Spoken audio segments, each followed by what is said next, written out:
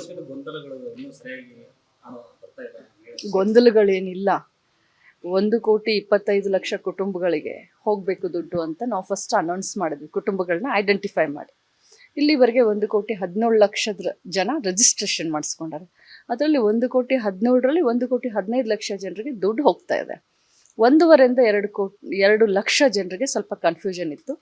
ಇವತ್ತು ನಾಳೆ ನಾಡಿದ್ದು 27, 28, 29 ರಾಜ್ಯದ ಎಲ್ಲ ಗ್ರಾಮ ಪಂಚಾಯತ್ನಲ್ಲೂ ಕೂಡ ಗೃಹಲಕ್ಷ್ಮಿಯ ಅದಾಲತ್ ಅಂತ, ಗೃಹಲಕ್ಷ್ಮಿಯ ಕ್ಯಾಂಪ್ ಅಂತ ಮಾಡಿ PDOಗಳನ್ನು, ನಮ್ಮ ಸೇವಾ ಸಿಂಧುದವ್ರನ್ನ, ಗ್ರಾಮವಣದವ್ರನ್ನ ಮತ್ತು ಮಹಿಳಾ ಮಕ್ಕಳ ಕಲ್ಯಾಣ ಇಲಾಖೆಯ ಎಲ್ಲ ಅಧಿಕಾರಿಗಳನ್ನ ಕರೆಸಿ ಈ 3 ದಿನದಲ್ಲಿ ಏನು ಇದು 1.5 ಲಕ್ಷ ಉಳ್ಕೊಂಡಿದ್ದಾರಲ್ಲ ಇವ್ರಿಗೂ ಕೂಡ ಕೊಡ್ಸೋಕ್ಕೆ ಪ್ರಯತ್ನ ಮಾಡ್ತೀವಿ.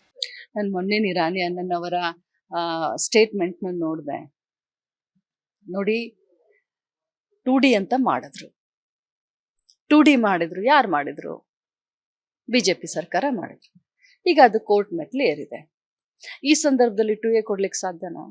ಅಷ್ಟು ಅನ್ನನವ್ರ ಹಿರಿಯರು. ನಾನು ಅವ್ರಿಗೆ ಜ್ಞಾನ ಗೀನ ಅಂತ ಹೇಳಿದ್ರೆ ನಮ್ಮ ಸಂಸ್ಕೃತಿ ಅಲ್ಲ. ಸೊ ಕೋರ್ಟ್ನಲ್ಲಿ ಇದಿದೆ. ಆದರೂ ಕೂಡ ಮಾನ್ಯ ಮುಖ್ಯಮಂತ್ರಿಗಳು 1 ಅಲ್ಲ 2 ಬಾರಿ ಸಿದ್ದರಾಮಯ್ಯನವ್ರ ಹತ್ರ ನಮ್ಮ ಪಂಚಮಸಾಲಿ ನಿಯೋಗ ಹೋಗಿ ನಾವು ಮನವಿ ಮಾಡಿದ್ದೀವಿ. ಅವರು ಕೂಡ ಈ ಅತಿ ಶೀಘ್ರದಲ್ಲೇ ಹಿಂದುಳಿದ ವರ್ಗದ ಅಧ್ಯಕ್ಷನ ಕರೆದಿ ಮಾತಾಡಿ ಸರ್ವೆ ರಿಪೋರ್ಟ್ ತೆಗೆದುಕೊಂಡು ನಮಗೆ ಅನುಕೂಲ ಮಾಡ್ತೀನಿ ಅಂತ ಹೇಳಿದ್ದಾರೆ. ಕನ್ಫ್ಯೂಷನ್ ಎಲ್ಲಿ ಕ್ರಿಯೇಟ್ ಆಯಿತು? 2D ಇಂದ ಕ್ರಿಯೇಟ್ ಆಯಿತು. ಅದಕ್ಕೆ ಬ್ರೇಕ್ ಯಾರು ಕೊಟ್ಟರು? ಅಂಡರ್ಟೇಕಿಂಗ್ ಯಾರು ಕೊಟ್ಟರು? ಇದು ಜನಸಾಮಾನ್ಯರಿಗೆ ಗೊತ್ತಾಗಬೇಕು. 2B ಅಂಡರ್ಟೇಕಿಂಗ್ ಕೊಟ್ಟಿದ್ದಾರೆ, ನಾವು ಇದನ್ನು ಕ್ಯಾನ್ಸಲ್ ಮಾಡಲ್ಲ ಅಂತ ಹೇಳಿ 2Dನ ಅನೌನ್ಸ್ ಮಾಡಿದ್ದಾರೆ. ಕಾಂಟ್ರಡಿಕ್ಟ್ರಿ. ಇದರಿಂದ ಹಿನ್ನಡೆ ಆಗಿದೆ ನಮ್ಮ ಪಂಚಮಸಾಲಿ 2A ಇದಕ್ಕೆ. ಅದನ್ನ ನಿರಾಣಿ ಅನ್ನೋದು ತಿಳ್ಕೊಳ್ಬೇಕು. ಜವಾಬ್ದಾರಿ ಎಲ್ಲರದು ಇದೆ. ಸರ್ಕಾರ ನಮ್ಮದಿದೆ, ನಮ್ಮ ಜವಾಬ್ದಾರಿ ಸ್ವಲ್ಪ ಜಾಸ್ತಿ ಆಗಿದೆ. ಒತ್ತಡ ಹೇರ್ತಾ ಇದ್ದೀವಿ, ಪ್ರೀತಿಯಿಂದ ಮಾತನಾಡ್ತಾ ಇದ್ದೀವಿ. ನಮ್ಮ ಸಮಾಜ ಕೂಡ ಈ ಒಂದು 2A ಮೀಸಲಾತಿ ಅವಶ್ಯಕತೆ ಇದೆ ಅನ್ನೋದನ್ನ ನಾವೆಲ್ಲರಿಗೂ ತಿಳಿಸ್ಪಡಿಸಿದ್ದೀವಿ. ಬೇರೆ ಸಮಾಜದಿಂದ ಕಿತ್ತು ನಮಗೆ ಕೊಡಿ ಅಂತ ಹೇಳಲ್ಲ. ಯಾವ ರೀತಿ BJPಯವರು ಮೈನಾರಿಟಿಯವರ 4% ತೆಗೆದು ನಮಗೆ 2Dನಲ್ಲಿ ಹಾಕ್ತೀನಿ ಅಂತ ಹೇಳಿದ್ರು. ನಾವು ಅದನ್ನ ಮಾಡ್ತಾ ಇದ್ದೀವಿ. ನಾವು ನಮ್ಮ ಸಮಾಜದಲ್ಲೂ ಕೂಡ ಬಹಳಷ್ಟು ಜನ ಬಡವರಿದ್ದಾರೆ, ನಮಗೆ ಶಿಕ್ಷಣಕ್ಕೆ ಆದ್ಯತೆ ಸಿಗಬೇಕಾಗಿದೆ ಅಂತ ನಾವು ಮನವರಿಕೆ ಮಾಡಿಕೊಡ್ತಾ ಇದ್ದೀವಿ. ನನಗೆ ಭರವಸೆ ಇದೆ, ನಾವು ಇದನ್ನ 2A ಮೀಸಲಾತಿ ಅಥವಾ OBC ಮೀಸಲಾತಿ ಸೆಂಟ್ರಲ್ನಲ್ಲಾಗಲಿ ಸ್ಟೇಟ್ನಲ್ಲಾಗಲಿ ನಾವು ತೆಗೆದುಕೊಂಡು ತೀರ್ತೀವಿ.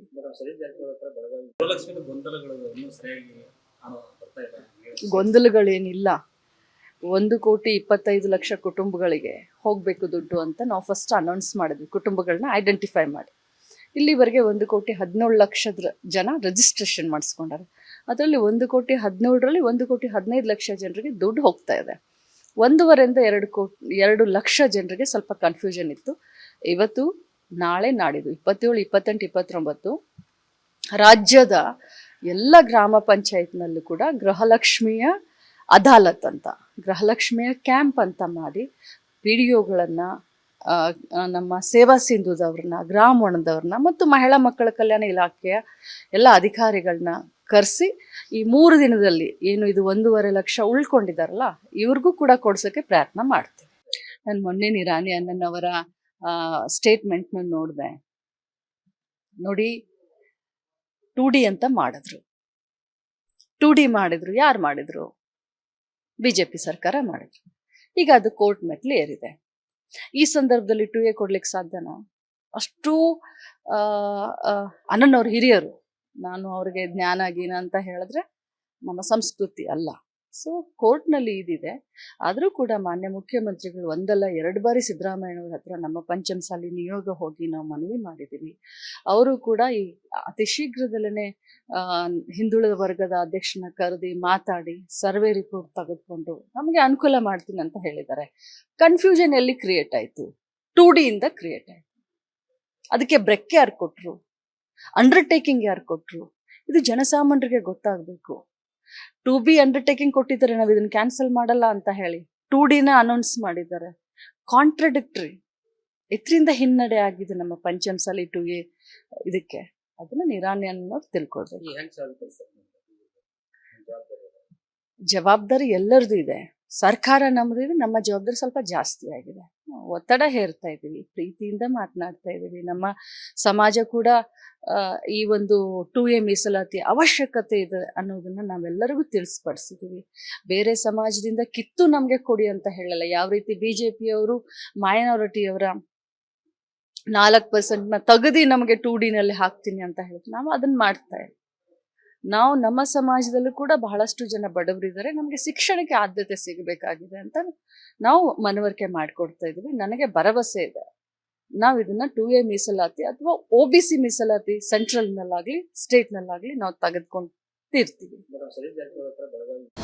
ಅನುಕ್ಷಣದ ಸುದ್ದಿಗಳಿಗಾಗಿ ವಿಸ್ತಾರ ನ್ಯೂಸ್ ಯೂಟ್ಯೂಬ್ ಚಾನೆಲ್ ಸಬ್ಸ್ಕ್ರೈಬ್ ಮಾಡಿ. ಹೊಸ ಸುದ್ದಿಗಳ ನೋಟಿಫಿಕೇಶನ್ಗಾಗಿ ಬೆಲ್ ಐಕಾನ್ ಕ್ಲಿಕ್ ಮಾಡಿ. ಲೇಟೆಸ್ಟ್ ಅಪ್ಡೇಟ್ಸ್ಗಾಗಿ www.vistaranews.com ವೆಬ್ಸೈಟ್ಗೆ ವಿಸಿಟ್ ಮಾಡಿ.